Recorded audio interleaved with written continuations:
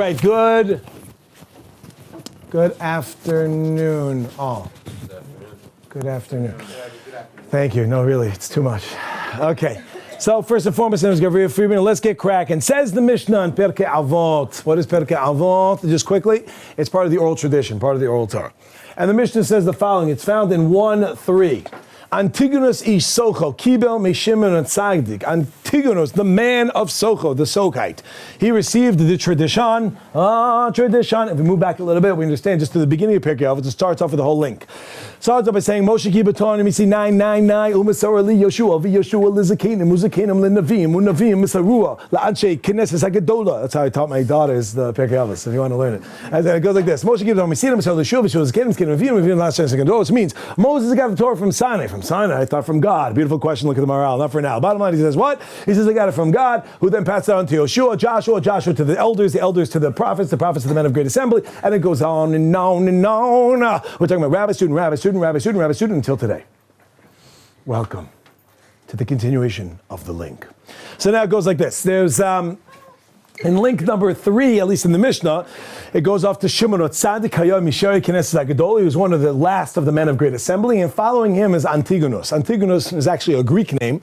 It's actually interesting because it was a big influence in that era, but he still became incredible, right? An incredible person. And here's interesting that whether you want to say, I don't know if he was called a Baal Tshuva or not, but he kept his name Antigonus, right? Then when you ever find someone that grows up as like Steve or Chris or Jen or something, and then they change it to like Yechezkel Moshe David Baruch, right? And like Jen becomes like Moshe Rabbeinu, right? Like, people just change their names, right? So he actually kept it. Okay, maybe say or not. Rabbi Berger would maybe say you shouldn't do that, or maybe he would say both, right? But at the end of the day, understand here that we're saying that this is Antigonus. Antigonus said the following idea. Hi, I think Shweki made it into a song. Al tiyu ke'avad imam shamshin es harav. Al menas lekabel pras. Comes along and he says, Al tiyu kavodimamishamshen esarav al menas lekabel pras. Do not be. 3 statements it seems like, and we'll break it down. Here we go. Number 1. Al tiyu kavodimamishamshen esarav al menas lekabel pras. Do not be like those. Al tiyu kavodim. Don't be like servants. Hamishamshen esarav, that serve their master. Al menas lekabel pras. What are you talking about? The line you're saying now is what? What do you mean, is what? Yeah, this is in Pirkei Avot. Okay. Yeah, this is in 1:3, chapter 1, Mishnah 3. There are 3 statements that are said in Pirkei Avot, depending on your background, okay? Now, says the following. Number 1 is, Al tiyu kavadim mishamshen erasa manas kabel pras. Don't be like those who serve the master. Do not be like those. Is this better for you? Or you guys are probably American, you're probably used to the other way. Let's do the other way. Let's do the other way, right? So it goes like this. Don't be like those who serve their master in order to get money. Thank you. Don't be like those. I need you here every year. Don't be like those who serve it in order to get reward. Ella, rather, havu kavadim hamashamshin esarav shelo al menas lekalbel pras. You should be like those who serve their master not to get reward. Number 3, vihei more shamayim aleichem.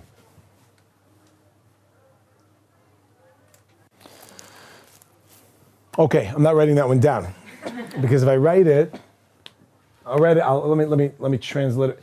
V'hei mora shamayim aleichem. Okay, now mora can mean a couple of things.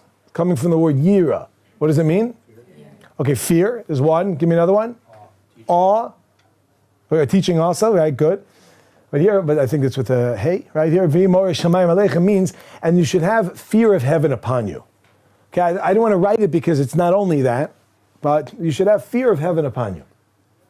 Okay, now here comes the questions.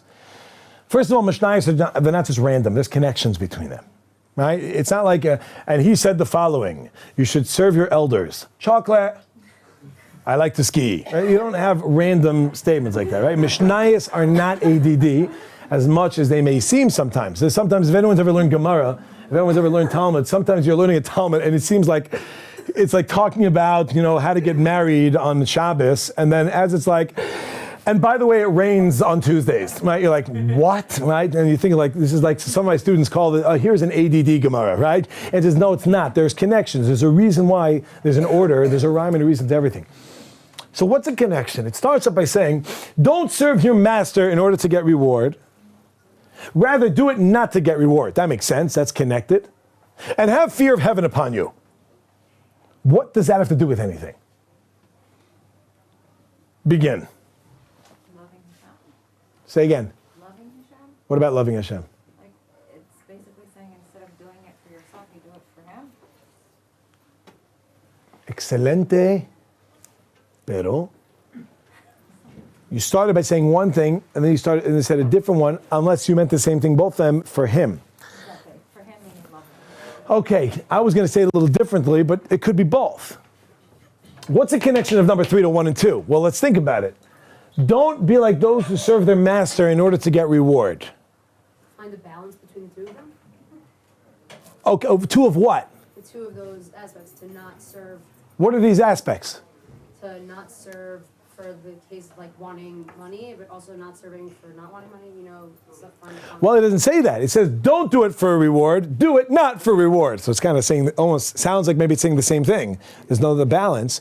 What does this mean and what's the connection? So you threw in a word over there. What was the word? Love, because that's all you need. Right? The idea is what? These are coming from, think about this. When do you do something not for money? Never, I know. But besides that, when do you do things not for money? Intrinsically motivated. What are you intrinsically motivated by? Internal, what's that? Internal reward. Internal? Eternal reward. What's that? That's back to this. And the Mishnah is saying don't do it for that. No, internal reward. Internal reward, which means what? You just want to do it. Why? You enjoy it. Maybe you'd say another word. I love it. You get it? Why do we do what we do? Why is it a person goes ahead and gets involved in something in life? Everything we do, if I can echo the words, at least I've heard this many times from Rabbi Berger, but first a message from our sponsor, Nabisco, ding, hit it. No, I'm just going to say that you just know that Hashem knows the difference, whether you're doing 1 or 2. 1 or 2? Yes. Hashem does know the difference, of course. So that's more Hashemayim. Okay, that's what you're saying. The heaven. Okay, let's take a look. See, but this, if I can do this now, with trepidation, I write this. But I want to make this clear here. This seems to be talking about fear, at least fear, and probably even more than that. Yeah. So it goes like this. Everything we do, essentially, we do for ourselves, right? We are very selfish beings. Everyone in this room is unbelievably selfish. You have never done something that wasn't for yourself. Are we clear on that? Does everyone agree with that? Everyone's good? Does anyone disagree with that? Really? I'm ready. Bring it. I do many things for my kids. What? I do many things for my kids. Why? I don't know. God made me that way. But your children are an extension of yourself. Not only that, why do you do it? Don't do it. I can't. Yes, you can. And you have. There are things you didn't do for your kids. Certain days I could not do without. There are things that you can do that you didn't do also. Why? Why didn't you and why did you? What was the deciding factor between you doing it and not doing it? What? My nature. Well, sometimes, can I answer that? Sure. Sometimes, and rarely probably, sometimes you do for your kids because you love them and you want them to be happy. But sometimes you will stop yourself from doing something for them because you know it's not good for them, even though you'd rather have them happy, but they won't be happy, but it's good for them. Or sometimes you'll do something which will make them unhappy, but it's also good for them. Okay, good. But take all 3 of those. Take all 3 of those. What is your name? Mrs. Posen. Oh, Mrs. Poe. That's very official. My name is Freya. Is that better? Mrs. Posen. My name is Maestro Friedman. And let us begin. Mrs. Posen, you may be right, but all 3 of those things are coming from you. Now, why did you do it? Because you want them to be happy, which in turn makes you happy. No, but what if I want them to be happy, but they won't be happy with what I do? Okay, the reason you're doing that is because this is what's best for them, That's right. and you know that's best for them. And if you gave in to them, it would make you unhappy to do something that's not good for them, even if they're happy. Eventually. Yeah, sure, either eventually or right now, either way. Bottom line is that when you set your kid up for failure, right now they're gonna be thrilled when they have that 17th brownie, right? They're gonna be thrilled. In a moment, you're not gonna be thrilled with cleaning up the throw up, right? But the idea is that they're gonna be thrilled, but you know it's not good, therefore you feel bad giving it to them. Now, therefore, you don't want to give it to them, therefore you don't give it to them. But sometimes you give in. Sometimes you give in. Why? You can't handle it. You can't handle it. They're a child and you want them to be happy. Even though you're not really thinking, because if you thought it out, you realize this isn't going to make them happy, but you want to stop them from being upset now. Therefore, it's going to make you feel better about yourself. Therefore, you do it. Everything you do is because you get something out of it. I'm not saying it's not for someone else also. Sometimes it's for your kids as well. But every step you take from ding, ding, ding, ding, ding, every move you make, anything you've ever done, you've done for yourself, maybe for someone else as well, but you've done for yourself, okay? Now, even for your children, God made you predisposed to such a way, but at the end of the day, the bottom line is we're getting something out of it. Okay, and let's go a bit further. What are the things that we do more often than the things we do less often, the things that are going to give us the greatest pleasure in life, right? The things, I'm not getting into 5 levels of pleasure on you, don't worry, but the idea is we are motivated by things that we enjoy. Right? My mother said to me once, she couldn't believe it, she was shocked, there were 2 times in my life when I wrote notes. 2 times in my life. I never wrote notes as a kid. School was not my thing. And I was not their thing. And they made that clear many times. Yeah. I don't want to say which one, but one of my principals actually said the following to me: "You are a disgrace. We are sorry we have you in our school. Go in the other room. You're suspended." I said, "My father works in the school. You can't get rid of me." Anyway, the idea is that I was not exactly wanted, maybe dead or alive, but the idea is a bit of a tough thing. School is not my thing. It didn't really take, not that I didn't know. I could pass. I could have passed. I just decided not to, okay? But the idea is that not my thing. It wasn't what I did. Didn't take notes. Didn't know what was going on. 2 times in my life I took notes. What were they? When I was training to become an EMT, to become an emergency medical technician, I took notes. Not only took notes, I sold them to my class. That was awesome. I had 88 pages worth of notes that I typed out. I spent hours on, and I literally sold it. Just a shekel a page. I didn't rip anyone off. Right? Okay, after the 3rd page, it's 2 shekels. But the idea is what? And then it doubles every couple. But the idea is I basically go ahead and I would do it. That was one. The other was when I was learning for smicha, when I was learning Yoredea, when I was learning the different laws of within Judaism. Meticulous notes. I had meticulous typed up notes of all the shachs and the taz, everything written up. My mother was like, "What is this? Like, what are you doing? Like, we thought you couldn't do this, right?"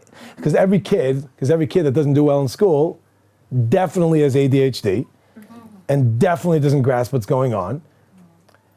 And they were right, but the idea is that they go and they say that. But it's not always true. Sometimes the reason kids don't do well in school is because they don't care about it. It's like, oh my gosh, what are we going to do? I don't understand why they're not succeeding. We're putting them in a box where they don't want to be with material they don't want to learn. Why are they not growing? Right? I am shocked also. Right? I don't get it. Yeah. But you put in a thing that I want to do, when I want to do it, great. Not only going to do it, I'm going to do it extra hours. I'm going to put into it, and I love it. I'm going to do more because it's something I want. Everybody get that? What's the motivation? I enjoy it. I love it. I'm getting out of it. It's something that I want to do. So therefore, says the Mishnah, don't be like those who serve the master for reward. On a very simple level, that means when you get a job, don't just do it for the money. I know you work hard for the money, but the idea is what? So hard for it, honey. But don't do it just for the money. Because if you do it just for the money, what kind of job is that going to be? That doesn't make sense. What? Because everything you do it for yourself. So it tells you don't do it because of a reward. Whatever you're doing, you're getting a reward. So what it's pointing at that, but the point is this is a very, the kinds of the pras of a reward is a very finite, monetary, physical thing. Don't do it for these external. That's the point. Yeah, do it for yourself. But do it because you love it. Do it because you want it. Do it because it's part of you. And that's when you go ahead, like we said, maybe you've heard this many times. I heard this first from the chef of Aish HaTorah, Chef Herschel, used to be the chef here. And he used to say a lot of things. One of the things he said is, if you never want to work a day in your life, stay home. That is one thing. Stay home and don't work. Another one is, do what you love. If you never want to work a day in your life, do what you love. Because it's not work, it's love. You love it. I don't work. I love what I do. It's a pleasure for me to come in here. It's group therapy. It helps me tremendously. I can get out of my steam, any problems I have. We didn't talk today, but I have what to talk about, people. Come back next week. The idea is what? I love it. It's just not work. You think I'm doing it for the money? If you know Aish HaTorah, they haven't paid me in a while. But the idea is, understand, even if you don't know, but the idea is that what understand, it's not for the money. Do it because you love it. So on a very simple base level in terms of a job, you're going to get a job. Do something you love. Find something you love. We discussed this last week, for those who were with us. And if you weren't, we also discussed it. You just weren't with us. And I was once talking to a group that came from somewhere in the world. And it was on a mission. They were on a mission. And this mission was accepted. About 30 men between the ages of 30 and 60. I went around the room asking them, what are your hobbies? What do you enjoy? All different things, photography, music, pictures, whatever they're into. Some photography and pictures. And then went around asking them, tell me, what do you do for a living? Not one of them matched up with what they love. Not one of them matched up with what their hobby is. So some of you are thinking, well, how are you going to make a living off collecting stamps, right? The answer is, okay, I hear you. I'm not disagreeing, right? There are exceptions, and even then, I don't know, if you're smart enough, a guy got a house from a paper clip, if you remember that a couple years ago, right? Figure it out, yeah? Idea is, one, I get it, but why are we jumping to something that we don't get involved in something you love? If you're an employer, and you have someone who comes as an employee, does anyone here know how to draw? Who knows how to draw? Yes? Okay, does anyone know how to draw? And they enjoy drawing. Yeah. Now, does anyone here know how to do something, anything? I happen to be thinking about art, but I want to open it up a little. Is there anyone here who's talented in something that they don't care about? In other words, they have talent in it, but they don't really care about it. Anyone at all? Talented in something that they don't care about. Okay, let's start with this. Is anyone talented in anything? Has anyone here ever been told, wow, you're pretty good at that, but it's something that you don't really care for? Nothing? Do you have anything? Yeah. What? Okay, good. Good example, right? You're good at math. Do you care that you're good at math? No. So you're not gonna, whatever. Let's say you now need to get a job. So you have an option of getting a job in math, in which case you'll get paid decently, you get paid well, it'll get you through the month, and then some. And you're good at it, so they're willing to hire you. Someone else is applying for the job also. Let's start with they're on par in terms of their abilities with you, but they love it. They love it. Their room is filled with equations, right? They walk around with calculators. They don't have a phone, they just have a calculator, right? And they go, like, let me just call someone, let's see how long it will take to call them. Excuse me, a little equation. And just, what do you got? Now, as if you were going to be hiring them, and they both come to the job, who are you going to hire? They're both good. The one who loves math. The one who loves it, right? Thank you for being honest, right? How was it? Was it a good trip? Where did you go? Was it nice? It wasn't so good? No. I'm so sorry. Next time. Yeah, exactly. You got to think about your spacing outs. All right, the idea is what? Obviously, the one in which you go ahead and get her on camera. Get her on. No, I'm just kidding. And obviously, what was your full name? And obviously, the one. What's your social security? Obviously, the one who goes out and love what they do, you're going to want to hire. Why? Because the person who's doing it because they love it, yes, they need money. They need money, but that's not the focus. And they're going to stay later. They're going to do more. And it's going to be a better job, even if they're not as good as you. Now let's think about that. That's where things get a little more complicated. But let's say you want to hire someone, and they both are into are good at math. This one, what's your name? Anna. Anna. A-N-N-A. You have an H? No H. No H. Okay. Anna. Okay. Anna, no H, comes and says, now what? That, yeah, I'm good at it, but I don't really care for it. And then you have, anyone else that's, anyone love math? Yeah. Yeah? Mrs. Posen. Are you good at math? Anyone love math and not good at math? Okay, we'll start with me. I happen to like math. I'm not good at it at all. But I like it. I wouldn't say I love it, but I like it. Love is a strong word. You know what I'm saying? It's a strong word. I like it. So I'm a bad example. Someone who loves math and they're not as good, who are you going to hire? Someone who's very good, but they're kind of like, they don't really care. Or someone that very much loves it, and they're good, but they're not as good. Who are you looking for? Is that the latter? Right? Even though they may not be as good, first of all, they'll probably become more proficient and better as they go along. But besides that, you can have a real worker here. This is someone who loves it. That's what the Mishnah is saying, at least on a very base level. Now let's raise it up a little bit. Don't serve God for Olam Haba. Don't serve God because you're going to get schar, you're going to get the world to come, because you're going to get pleasure beyond your belief. Don't serve God because of the fact that you're going to walk away with an incredible massage while going down a water slide. That's pretty awesome. That's what it is. The Mishnah says that's what it's like. Rather, my own Mishnah, but rather, which means teachings, right? But rather, do it because you love it. What kind of service is serving God when you get up in the morning and you're like, oh, okay, I did what I have to do. Like, what is that? Don't do it because that, yeah. So you're basically saying that it's better off for you not to serve Hashem at all or be like any sort of Jewish if you don't have any sort of love? Yes. So let's move on. So the idea is, no, of course not. Of course not. That's taking a bit of an extreme approach, and I hear where you're coming from. So basically what you're saying is, if I may repeat it, right? Basically what you're saying is that if I'm not going to be doing it out of love, then I shouldn't ever do it at all. Not ever. I'm saying like, should you like lower your place in Judaism or distance yourself from it? No, because there's a reality of its worth regardless of your love. But if you don't feel a connection to it at all, then what's the point? Okay. If you don't feel a connection to math, what's the point of working there? The answer is so that you can pay the bills. That's on a very base level. You're still going to get paid. Furthermore, perhaps just because you don't want to take medication, let's say, when you're ill, doesn't mean it doesn't impact you and help you. Does that make sense? Just because you don't want to keep the law. Now, I'm giving you, if you've noticed, I'm giving 3 different examples here. I don't know if you're deciphering this.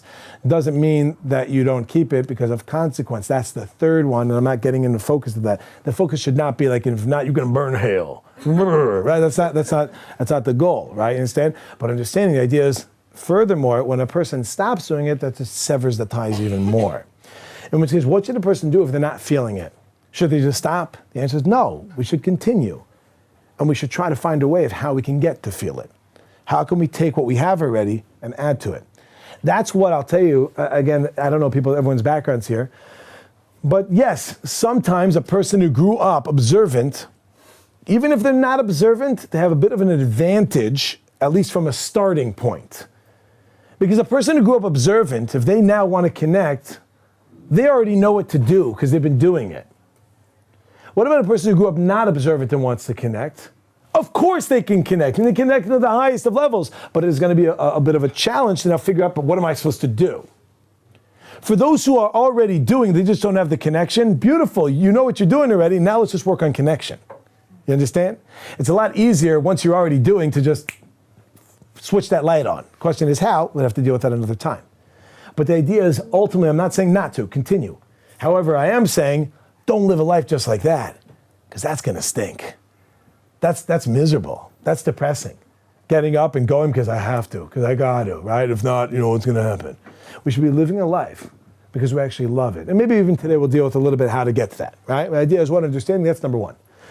Don't be like those who do it for the reward. Rather, be like those who do it. Why? Not for the reward. But understand, Chazal tell us, the sages tell us, that doesn't mean you're not getting reward. Of course you're getting reward. And just like that person who loves math, and even if they're good, they're not so good, but good or not good, but they love it and you hire them, if you told them you're not paying them anymore, they're going to stop working for you.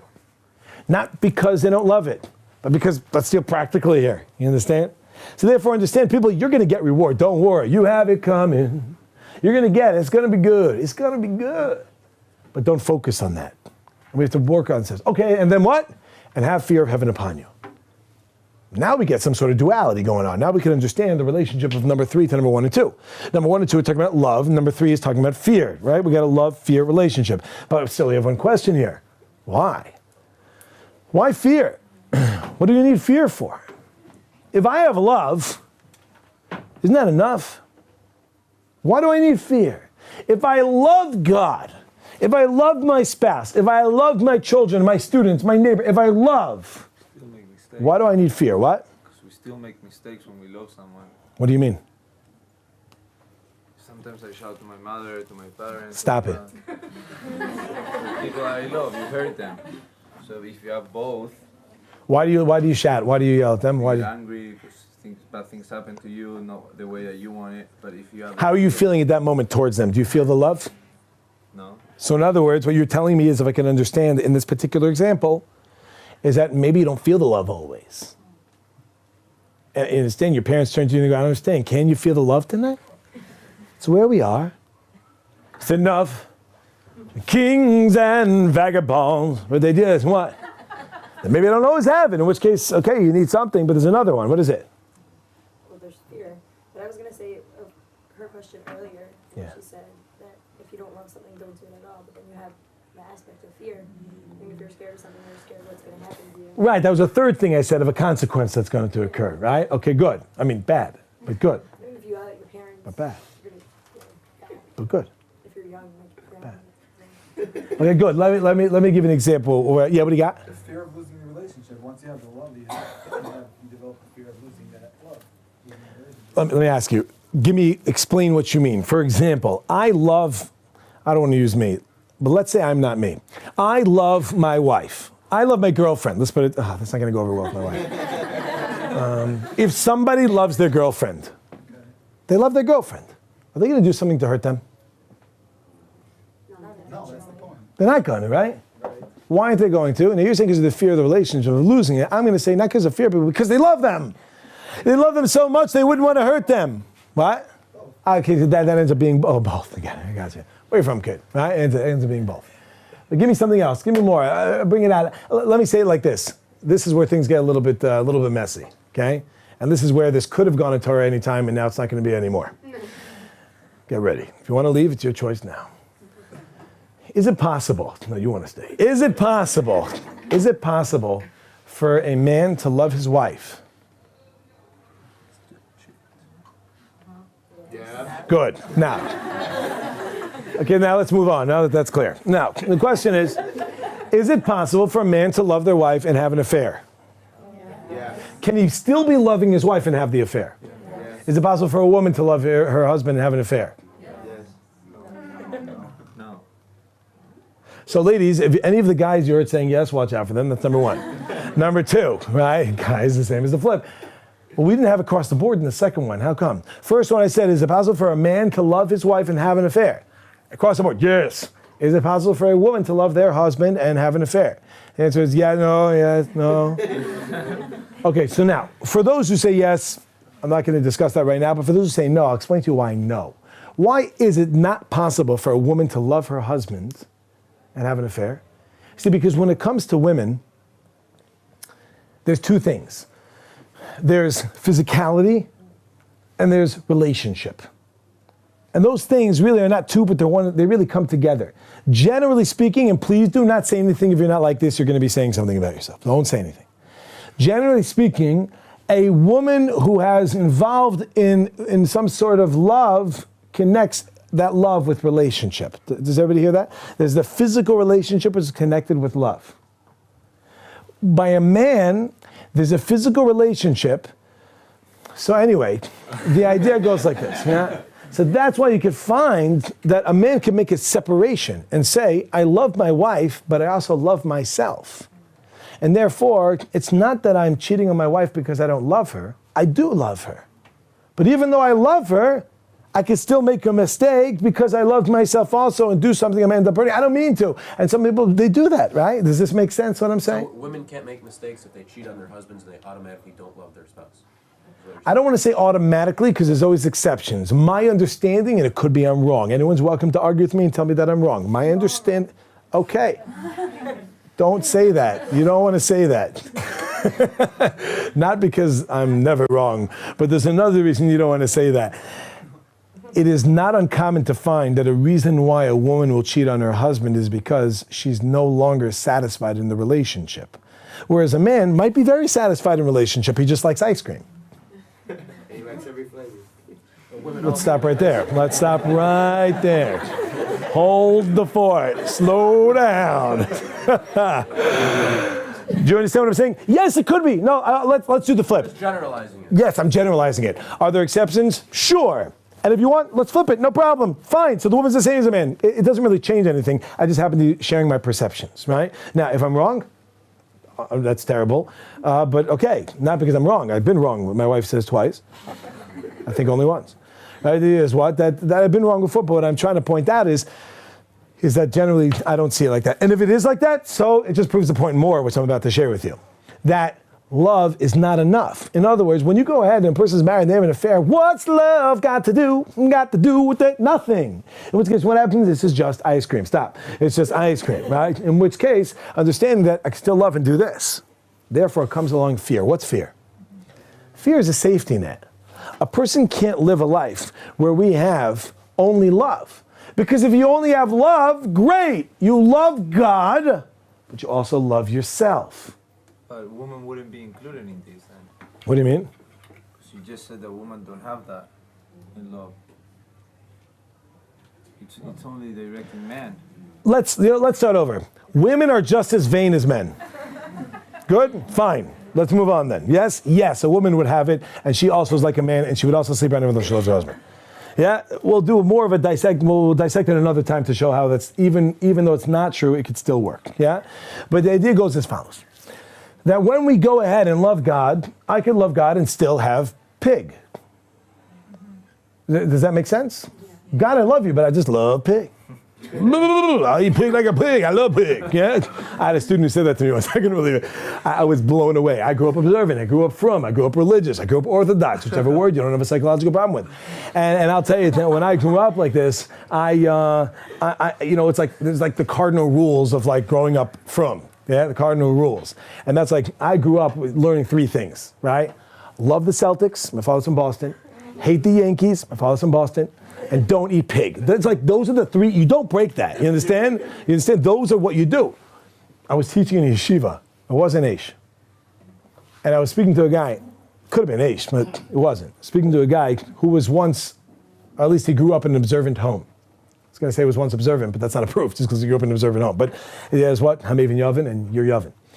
So what happens is that this person grows up in a religious home. And he's like, yo, I've done things. I've done things. I was like, such a punk. What have you done? What things? Yeah? What did you like bite your nails on Shabbos? Like what did you do? You know what I'm saying? He's like, no man, I've done things. I'm like, oh, did you text? Yeah, like what did you do? He said, I ate pig.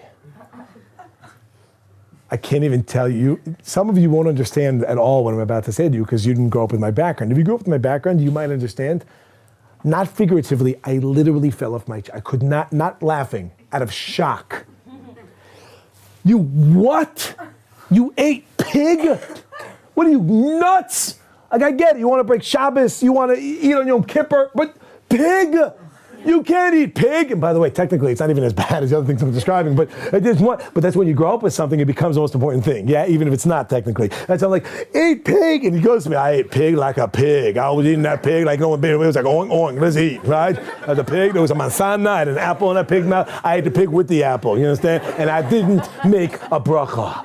I was like, what? No bracha! Right, anyway, the idea is that, you understand, like that totally shocked me. It totally shocked me. I don't have any inclination why I'm telling you this, I forgot. But the idea is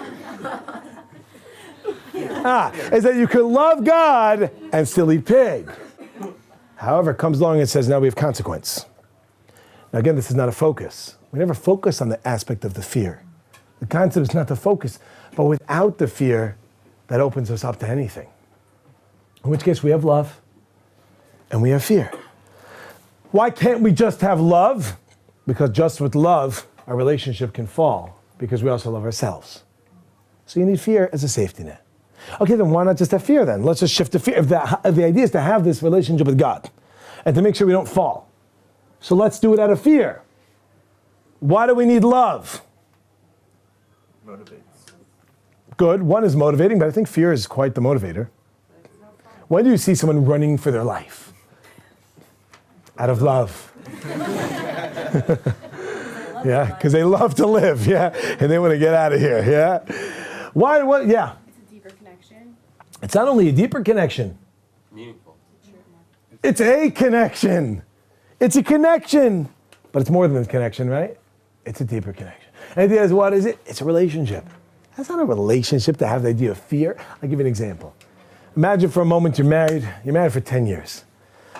Okay, it's your 10th anniversary. You got a husband and a wife. Let's take it that the husband is perfect. He never makes a mistake. Every birthday, every anniversary, Every occasion, he's there. He takes care of the kids. He takes care of you. Everything's beautiful. He's amazing. 10th anniversary. As amazing as he is, he set something up. He has something set up. You don't know what it is, but it's something big. And then it comes. Dinner at a restaurant. On a hot air balloon in Paris. And there you are, you're on top. You're not in the back, you're on top of the balloon. They set up a table. You fall off and you die. Another version is that you're in the basket. And you're flying over France and you end up in Switzerland over the Alps. And as you're over the Alps, there are fireworks going off. And the Great Wall of China is there. It's amazing. He does everything. I don't know how he did it, but he brought the Great Wall of China to Switzerland. And as you're there and you turn to him and you go, honey, how are you so perfect? Thank you. No, really. How? I love you. Tell me. And then I see his sweat beads developing, and you realize he's sitting too close to the fire source for the balloon. You move over a little, but there's still sweat beads. And he goes, what is it? Tell me. It's because I love you. That's why. Tell me now. Okay, I'll tell you. When we were getting married, I met with my rabbi. And he told me to always be careful when you're married. Always treat your wife correctly. Because every woman carries with her 2 pistols. One in her purse, one by her thigh. And if you mess up, it's over. So that's why, honey. How would you feel?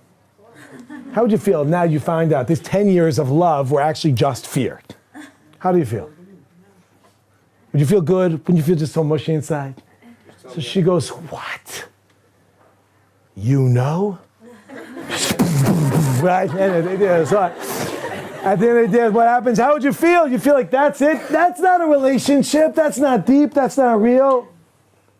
If you just have fear, that's not a relationship. Therefore, you need love. You need love. So therefore, it comes along the mission and it tells us both. The mission comes along and it says what? The idea is don't be like those who serve the master in order to get reward, because it's not real. You're not going to do it properly. You're not going to really connect with it. Rather do it. Why? Because you're not getting reward, but rather because it's something which you intrinsically are connected. Yeah. Why does it need 2 different ways to say that? Good. Excellent. Good question. I have 2 answers. First one is I don't know. The second one is we don't have time. Let's focus on the second one.